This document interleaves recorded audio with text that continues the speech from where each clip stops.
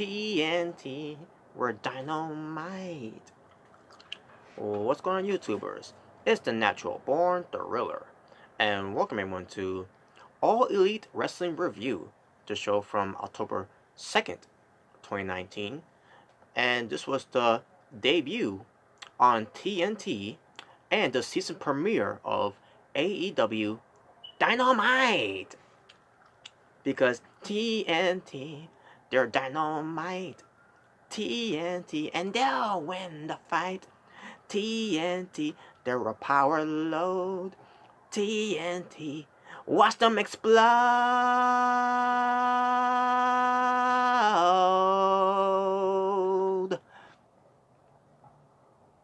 Hope I don't get copyright for that. But anyways, yeah, folks, what I'm about to do now is to give you coverage. Basically give you my results, thoughts, analysis, and there will be rants too of AEW Dynamite. So let's get right to it. The stage itself, Bobby, are your commentators Excalibur, good old JR Jim Ross, and Tony Schiavone. So yes, what pertains to pro wrestling, back on TNT after 18 years of not being on TNT, what pertains to any pro wrestling programming. Last time it was WCW, World Championship Wrestling, which unfortunately went out of business 18 years ago due to the merge of American Online, AOL, and Time Warner merge for being part of TNT. And ever since then, there was no wrestling programming. They're not interested in wrestling. They're not fans of wrestling. They had nothing to do with us wrestling. So wrestling was no longer part of TNT. 18 years later, AEW, All Elite Wrestling, because it's a wrestling revolution. It's different from of nowadays of WWE. And now pro wrestling is back on TNT. So all we could do is to say thank you to TNT, to everyone behind the scenes of TNT, for bringing back professional wrestling back to their networks, and also to say thank you to AEW, All Elite Wrestling, for making it this all happen where it pertains to negotiating with their business deals with TNT. So let's get to the show itself. First of all, the theme song called Dynamite, but it's not the song Dynamite. In fact, I don't think there was a song called, in a way, to say it that way, Dynamite. I'm pretty sure it was a catchphrase from, I forgot what old TV show it was back in the days. Dynamite. A theme song called Dynamite by these bands. I have no idea who they are, but they call No One Hero. Yeah, don't know who they are. Don't even know the theme song of it. Hopefully we'll know more about that. But if they wanted a theme song where it pertains to to fit in with AEW Dynamite, it should have been AC/DC TNT. Because like I said before, TNT. Or should I say? What should I was saying before. TNT. I'm Dynamite. There you go. But they didn't go with that. Instead, they went with some unknown band with the song Dynamite. To fit with the title of the show Dynamite. So whatever. The stage, it's the same stage that they've been using for all the pay-per-views. What pertains to Double or Nothing and All Out. So that's gonna be their stage, and I did not like that. I did not like that. That's their stage for Dynamite. They should have done something very creative. Here's the thing too. For Double or Nothing, it was the same stage, but at least they had some atmosphere, some theme. What pertains to Double or Nothing. What pertains to those big giant chips on the stage. The one that John Moxley gave the Death Rider to Kenny Omega. At least it was something. And what pertains to Fire Fest, that was a different stage, and Fight for the Fallen, a amazing stage based on the venue they were at. It was basically like an indoor outdoor type of way. And now we get to this. We're in, by the way, they're in Washington D.C. By the way, the capital state. So yeah, they were in Washington D.C. in Pennsylvania. Uh, the stage, I wish I could have done something better with the stage, what pertains to to the theme of Dynamite. Like how what pertains to Monday Night Raw. You get a Raw feel back in the days of the Attitude Era, and then when they started putting more influence into the stage, and after the Attitude Era, into the Ruthless Aggression Era, when it started being more uh decorating of the stage and everything. And same thing with SmackDown too. Pertains to SmackDown, you know, SmackDown, the original SmackDown stage from the Attitude Era, and then the fifth SmackDown, after the Attitude Era was done, the, you know, I wish I could do something better with this, like have have a Dynamite type of feel to make it look like this show is Dynamite, but they didn't do it. So that's the one thing that I like about this whole thing is the stage. The stage is it's the same stage that they use for other pay-per-views. It doesn't feel like it's new and fresh what pertains to the stage itself. I do got to point out one thing though. What pertains to the dark match, I didn't know there was a dark match going on before the show, but the dark match featured Darby Allin defeating Cena, and he won with the coffin drop. Now I never see how Darby Allin lands the coffin drop, because usually he hits usually every time I see him wrestle on AEW, when he does the coffin drop, he never hits it. Tried it on Cody Rhodes back in Firefest, missed it. Tried to hit it on Jimmy Havoc from All Out from that barrel match, whatever they were calling it, missed it. It was cool, still a cool spot though, but still.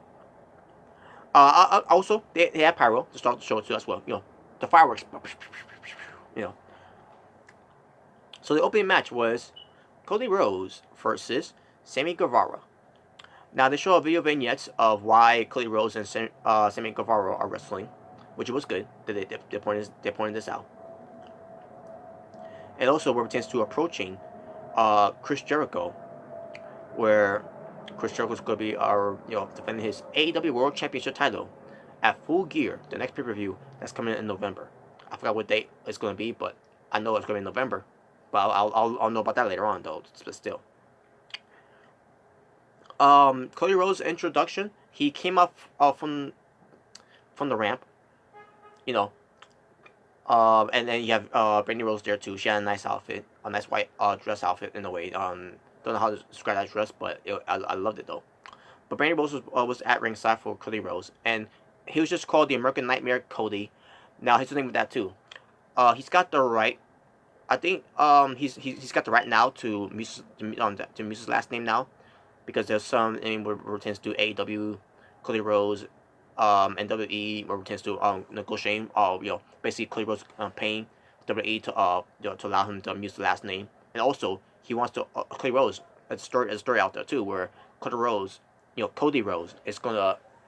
wants to buy the War Games name pay-per-view. The concept, basically the War Games concept, the pay-per-view name, the match itself from WWE.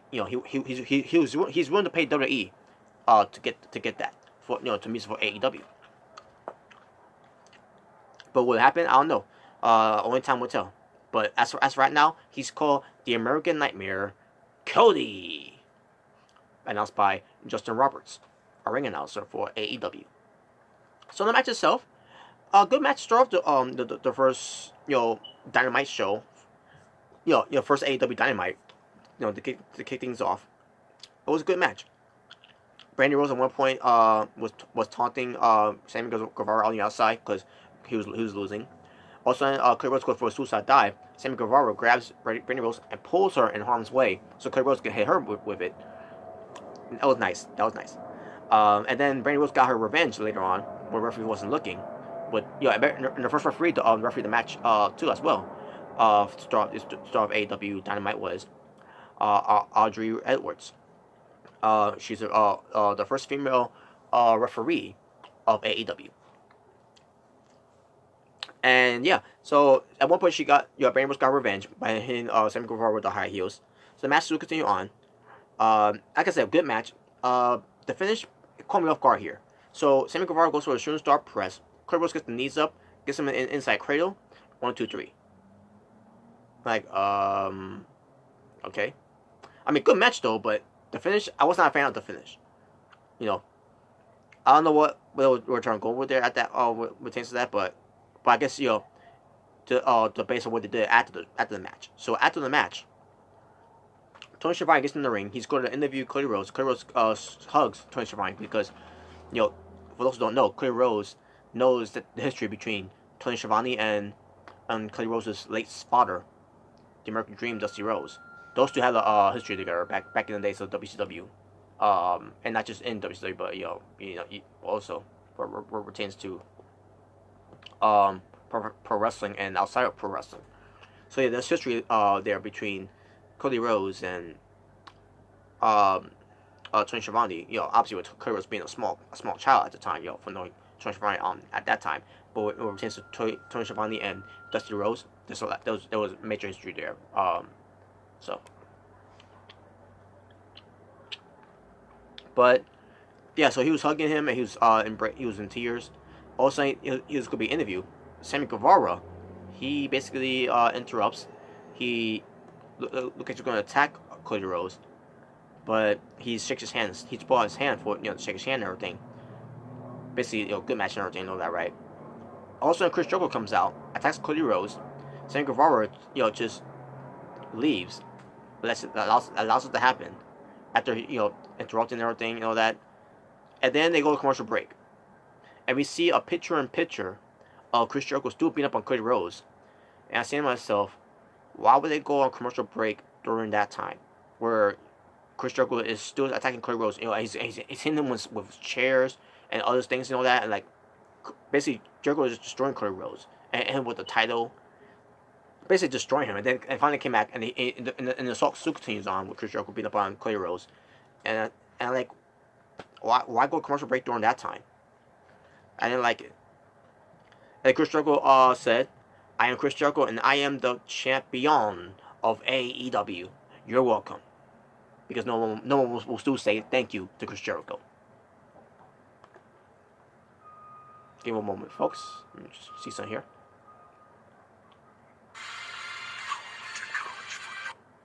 Okay, so next we get to MJF versus Brandon Cutler. Now, who is Brandon Cutler? I don't know much about him. I mean, I heard his name many times before this show, and it also pertains to coming to other events of AEW. For this past year, I heard a name Brandon Cutler, but never knew who he was. Never seen who he was before either until I saw him here. Good wrestler. Based on how I saw him in the ring. All the commentators said that he's known to be friends of the Young Bucks, and he has been wrestling before, but something got in the way. Family, starting a new family basically, and something else happened. Pertains to that. I don't remember the full story of it, but that's why he's been away from wrestling, and now he's back, and he's in AEW because he's friends of the Young Bucks, and now he's in a match against MJF. And I know who MJF is. I know him way before, All In, way before AEW. I've known him, watching, his stuff with Marie. I think it's Maria. Yeah. Maria Mackin. Manic. Yeah. Maria Manic. I meant to say. I said Mackin. Maria Manic. And now she's in Ring of Honor, by the way, folks. She was trying to go to WWE, with a chance to her tryouts in WWE, but WWE did not see anything special in her, which I don't understand why. Maria Manic, she is pretty good, and she's got a good look too. But whatever. But anyways, back to this. So MJF, he cuts a promo. He says, first of all, the crowds are bullying him and everything. He says that he's the fastest rising star the crowd gives him an asshole chant, and then he says, "Tonight, you losers get to distance you know this distant on you have the distant honor of seeing him as a star that is born. See how a star is born, meant to say." And he says to Brandon Cutler, clearly got lost, trying to find his way behind the guardrail. He calls him a loser, and then he tells Cutler that Dungeons and Dragons might not be right, but which was very, very real, is that he's better than Cutler, and he knows it. And then we get to the match. It was basically a squash, to showcase MJF. I mean, Brandon Cutler did some stuff too, but it was also to showcase MJF as a heel and as as a wrestler, and he won with the Fujiwara armbar on Cutler, and Brandon Cutler taps out, and that was the match. Then we get to Chris Van Vliet. He interviews Kevin Smith and Jason Mewes. I think that's how you say his last name. I can never pronounce his last name though. Especially basically Kevin Smith and Jason Mewes is from Jay and Silent Bob. And they're gonna do a new movie Jay and Silent Bob called Jay and Silent Bob Reboot, and it's gonna be a movie where they're gonna make fun of everything that's been rebooted. Because all we get is reboot. And every reboot we get sucks. Just saying. Because because Hollywood cannot come up with new ideas. So, and they talk about how Chris Jericho's in the movie as a heel, a villain. Also we get Hanigo and Jack Evans showing up, trashing them, and then Jason Mewes, he says they aren't even good enough to win a match. Which is true, they haven't won a match in AEW yet. Also we get the Private Party coming out to defend Kevin and Jason. And that was it. That was basically done with that segment. Then we go outside of the White House. We see the SCU, and we get Scorpio Sky. He's basically talking like he's Barack Obama, and then he says this is the worst town I've ever been in.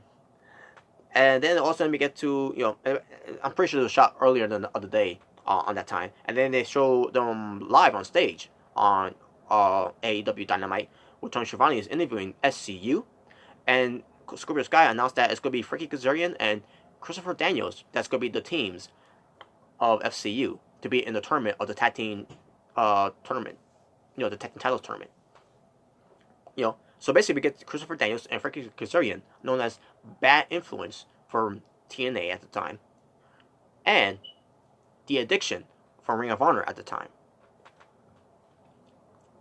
So yeah, also we get Pentagon Jr. and Phoenix showing up, and they say that they are the best tag team in the universe, and then Pentagon Jr. as usual does the Zero Miedo. And then it's led to a fight. We got pulled apart from some securities, and some agents and some referees, and I didn't realize he was there, but Mr. USA, Tony Atlas, was the security, and also we saw Dean Malenko there. Who's an agent for AEW. So yeah, that was the pull part of that one. So we go backstage and we see Kenny Omega, the Young Bucks, D Elite, D Elite, D Elite, D Elite. They're basically strategizing their match for later on, which we'll get to that later. And then also we cut to another locker room where we see Chris Jericho talking to Santana and Ortiz, PNP, Powerful and Pride. Formerly known as LAX during their times in Impact Wrestling. And they're strategizing. Basically, they listen to Chris Jericho because Chris Jericho is a veteran, and all that. So there you go.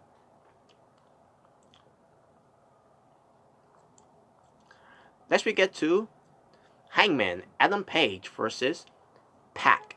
And yes, folks, he's not going to be called Pac anymore because it has been confirmed by Pac that is pronounced Pac. Because for a while people has been calling Pac. Like I was one of those people, call him Pac because Tupac, X-Pac, and now basically Pac wants to stand out, so he's called Pac. But basically, the bastard, the problem child, Pac, formerly known as the man that gravity forgot. Well, he's still the man that gravity forgot, but because Jim Ross talked about that on commentary. But he's also formerly known as Adrian Neville from the WWE, NXT, either way you want to call. So this match itself, I thought this match was going to be built up for the pay-per-view, Full Gear. But apparently that wasn't the case at all. So this match happens on Dynamite instead.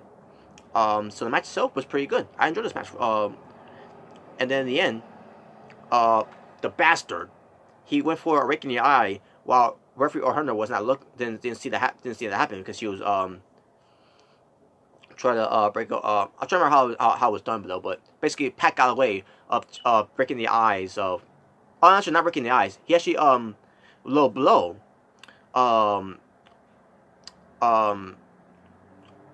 Adam Page. Hangman Adam Page. So basically, it gives him a little blow, and referee didn't see that. Or Hamner. So Pac goes for the top rope.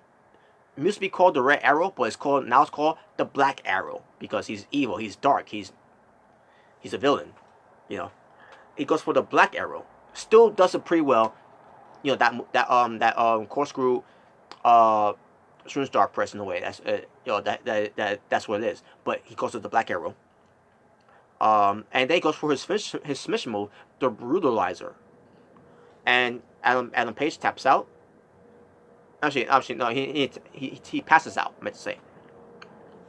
Earn goes for the bell, and the bastard, Pac, wins the match. I should mention this too, by the way. They show the when they come out from the entranceway, and then they show the graphics of the names. They also show the number of matches they won, which is pretty cool. They basically keep track of how many wins and losses they got. Kind of like how MMA does, pertains to UFC, Bellator, and all these MMA organizations. Nice.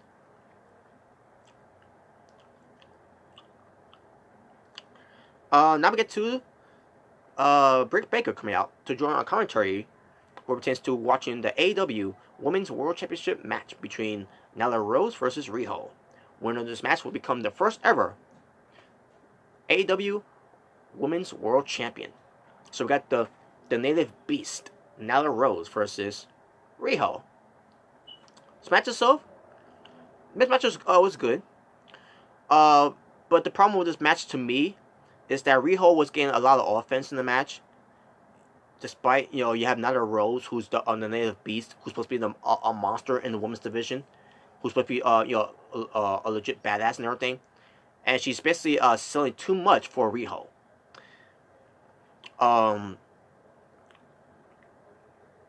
So, and then the finish. Riho goes for the running knees, the Meteora, to Nyla Rose. 1, 2, 3. And I'm like, what? That's it? I mean, good for Riho becoming the first ever Japanese women's wrestler to become the first ever AEW Women's World Champion.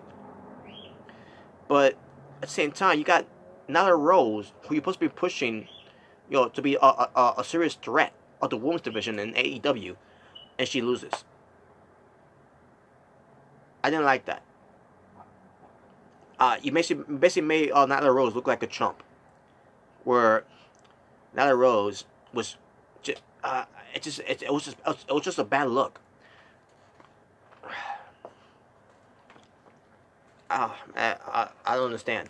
They could have done something better with this. In fact, why even have Nyla Rose in the match?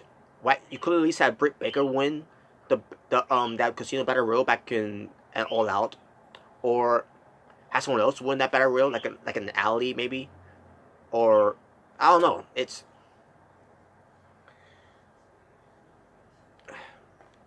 I feel different about this, folks. And as far as Riho, I've been talking about this before with Riho on representation of the Asylum, and I think I might talk about this before on when I do these reviews on AEW on my channel. Riho is always featured on AEW. She's always featured on it. Back in Double or Nothing, Fighter Fest, Fight for the Fallen, All Out, and now right here in Dynamite, she's always featured everywhere you look at it. They overrate her like she's gonna be a big deal, and there's a reason why too, because she's got I think she's been trained by Kenny Omega at one point, back in the days of DDT wrestling, in Japan. So basically, Riho and Kenny Omega go a long way, and also Kenny Omega being the vice president of AEW of AEW, of AEW, along with the Young Bucks and Cody Rhodes. So I'm thinking maybe it's because of favoritism in a way, but at the same time, Riho did do a good performance in this match. She was very good in the match, because Nyla Rose, I don't know what's going on with Nyla Rose. She was good. She was good before. Last seen her last seen her matches, but now look at I don't know what's going on with Nyla Rose's matches now. But nevertheless, your winner, new AEW Women's World Champion, Riho. After the match, Michael Nakazawa was out there to interview Riho. Basically to translate, for everyone, because I'm pretty sure Riho doesn't know how to speak, full English yet. But Michael Nakazawa, he knows to speak full English, and he understands the language because he's Japanese. So he's going to interview Riho. All of a sudden, Nyla Rose gets in the ring, attacks both of them. He goes to powerbomb Nakazawa, but Nyla Rose basically on the way almost has Nakazawa land on his head, because Nyla Rose didn't have the full strength to pick him up. Almost dropped it on his head basically, but he picks him up again, and then goes for the snap powerbomb, and then Nyla Rose is going to take out Riho on the apron. Pretty sure the same move like Nakazawa. All of a sudden, Kenny Omega comes out to the aid of Riho, and that was it. There was nothing after that. Nyla Rose leaves. Kenny Omega checks on Riho, and that was it. Oh yeah. She's trying to go for a Death-Fire Driver, meant to say, on the apron. Not my fault. I thought I was just trying to go for a powerbomb. Yeah, I remember that. She was trying to go for a Death-Fire Driver on the apron, not a powerbomb. All right, main event time. Kenny Omega and the Young Bucks, known as the Elite, versus the team of Chris Jericho and Santana and Ortiz, PNP, Powerful and Pride. Now, they're not calling them by PNP, Powerful and Pride, but based on what I've seen in outside of AEW and also in Impact Wrestling, that is their team's name. But instead, they're just going by Santana and Ortiz. But anyways, the match itself, it started off pretty good. Kenny Omega was going for the Rise of the Terminator. All of a sudden, we get the return to AEW. The Mox, John Moxley, motherfuckers. He comes out from behind to Kenny Omega. And then he also Kenny Omega senses that someone might be behind him. He probably senses that it was John Moxley. Sure enough, he turns around. John Moxley attacks him in front of the referee, by the way, which by the way, the referee is Rick Knox. And I was saying to myself, wait a minute. Referee saw that. Meanwhile, the referee allows the match to continue. This was an no disqualification 6-man tag team match. It was a regular 6-man tag team match. But you get to abide the rules. Moxley gets in the ring, attacks Kenny Omega in the ring, who's legal, and referee doesn't go for the bell. By the way, Paul Turner was the referee of that AEW Women's World Championship title match, and there was no referee. That referee MJF and Bradley Cutler. I forgot his. I don't know his name. Eventually I'll learn his name too. But anyways, the point is, back to this match. Referee didn't call for the bell, but referee allows it. But Moxley and Omega starts fighting. Meanwhile, match still continues, they could, Omega and Moxley, back and forth fighting into the crowd. They finally get backstage. They get to the VIP section. John Moxley gets him into the Death Rider DDT. Used to be called Dirty Deeds from WWE when he was Dean Ambrose. But he goes for the double. He gets him double unhook, lifts him up, double on DDT. Death Rider. But do a coffee table made of glass, and holy shit, that was awesome. And the way that Kenny Omega bump onto it too, like holy shit, he got how you say it? How do you say it? It's like how RVD does it. Planted, in a way, planted. And then Moxley was he was yelling to Moxley was yelling to Omega as he's knocked out. He said, "Say something, say something, say something," because Kenny Omega was talking shit to John Moxley during the pre-show.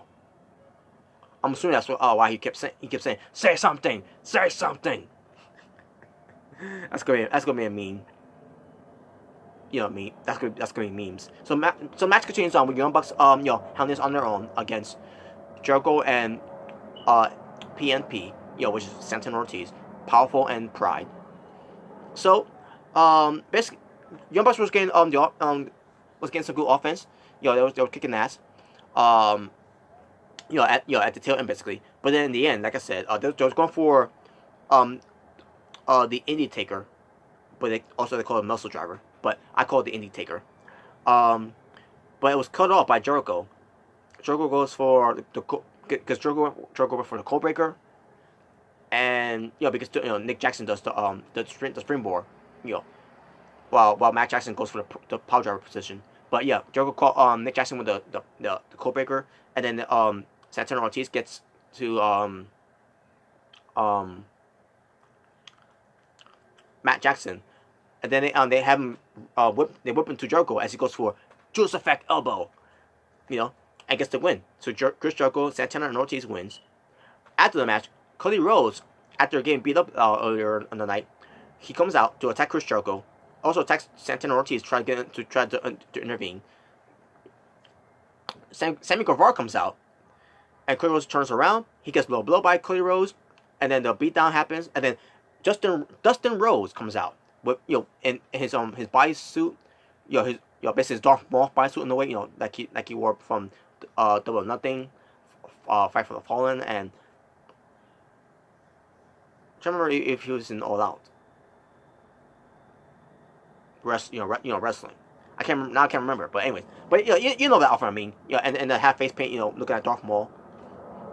So Dustin Rhodes comes in for the save. Beating up on Sammy Guevara and all that. All of a sudden, we get someone coming into the crowd, blindsides Dustin Rhodes, and is revealed to be the former WWE's superstar Jack Swagger, the All-American, the real American as well. Jake Hager. Jake Hager makes his AEW debut, and I couldn't be more happier to see Jake Hager in AEW. And he also was known as Jake Strong from Lucha Underground, and he's the last ever Lucha Underground champion, because Lucha Underground is not coming back anymore, folks, unfortunately.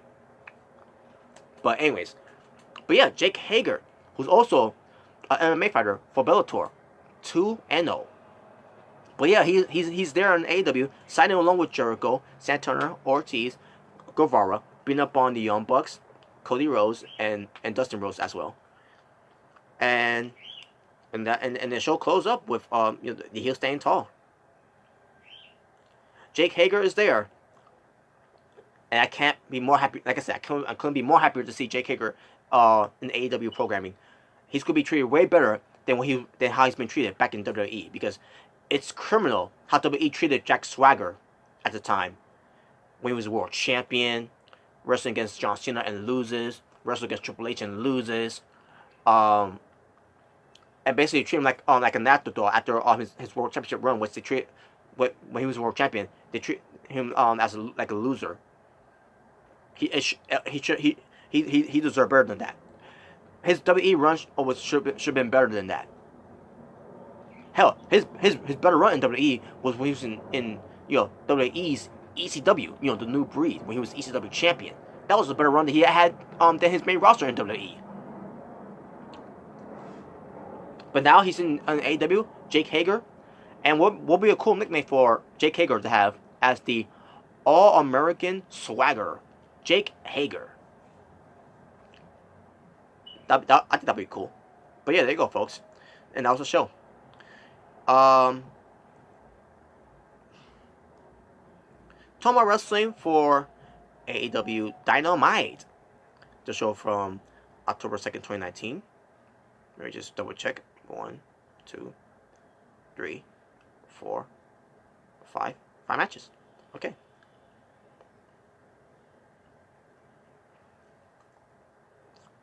Let me just double check.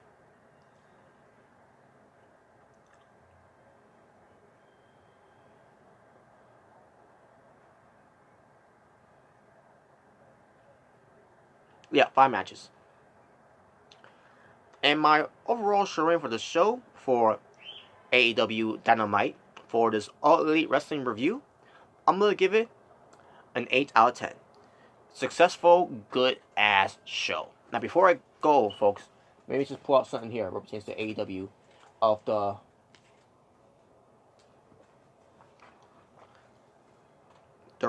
rate of the viewership.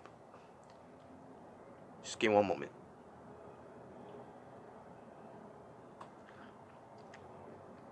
The viewership for AEW Dynamite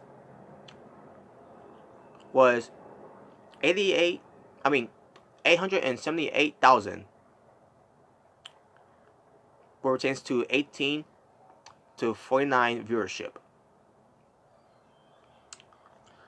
And they were ranked as number 2 on cable top 150 rankings. And the total amount of average viewership for AEW Dynamite was 1.409 million views. So it's very successful for AEW that they've been so all this plugging and promoting and advertising successful.